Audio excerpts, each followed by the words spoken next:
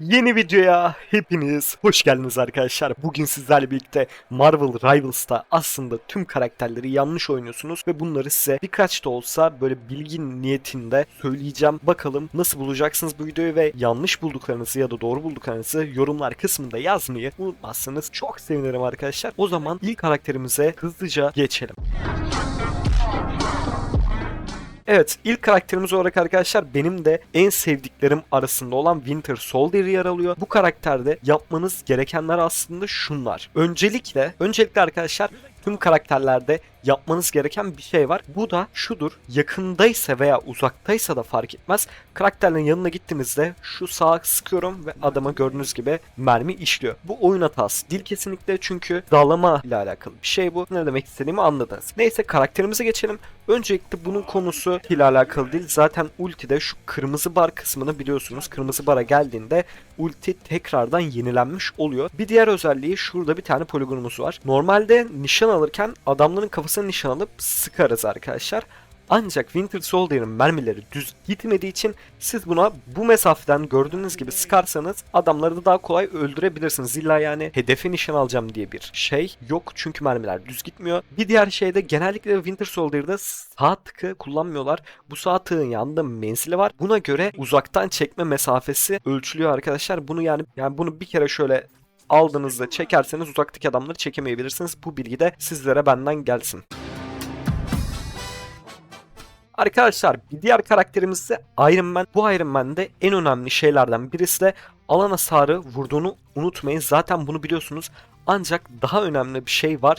O da shift'e bastığınız zaman füze fırlatmanız, isabet ettiremiyorsunuz veyahut isabet etse de az hasar vuruyor. Bununla nasıl oynayacağız arkadaşlar? Iron Man'de en önemli şey E tuşuna basmak. E tuşuna basılınca bayağı bir power up oluyor. Normal vuruşunda aktif oluyor. Normal shift'i bayağı güçlü vuruyor. Ama en önemlisi ve gördüğünüz gibi E'ye basalım tekrardan, şöyle füzeleri istediğiniz gibi fırlatıp nereye bakarsanız oraya gidiyor ve bayağı çok hasar vuruyor. Yarı canı götürüyor. Normal F ile gram cam oynuyor. Bunu da kendiniz deneyebilirsiniz. Ultisini zaten biliyorsunuz. Arasına atıp, evet, dediğim gibi E'yi kullanmayı unutmayın Iron Man'de.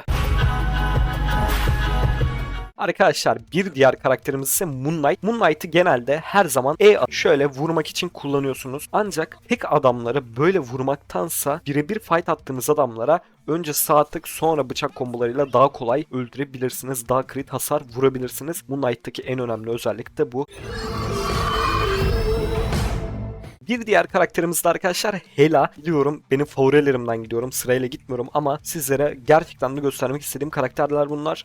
Arkadaşlar Hela'da oynayarak keşfetmiştim. Şu şekilde sağ tığa bastığınız zaman bıçaklar atıyor ve bunu toplu bir yerde atarsanız daha işe yarar. Çünkü bıçakları attığınız gibi herhangi birine vurduğunuz an o bıçaklarda patlıyor ve gördüğünüz gibi alan hasarı da vuruyor. Bunu bilmiyorsunuzdur büyük ihtimal ama şu an öğrendiyseniz de çok işinize yarayacak bir taktiktir. Onun dışında zaten Hela çok güçlü bir karakter.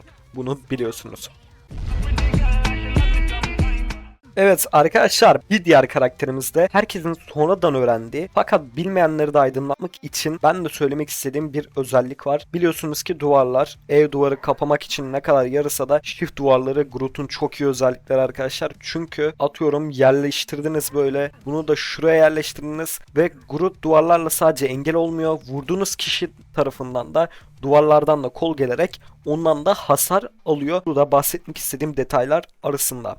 Bu arada arkadaşlar başlığa takılmayın. Çünkü gerçekten de karakterleri yanlış oynayıp belki rank atlayamayacaklar. Belki kötü oynayacağız. Ondan dolayı sizlere bunları belirttim. Zaten nerfler, bufflar geldikçe de hangi karakterleri yanlış oynadığımıza dair videolar gelecek arkadaşlar. Bunu da unutmayın. Kendinize çok iyi bakın. Hayatınız güzel geçsin. Yorumlarda buluşalım.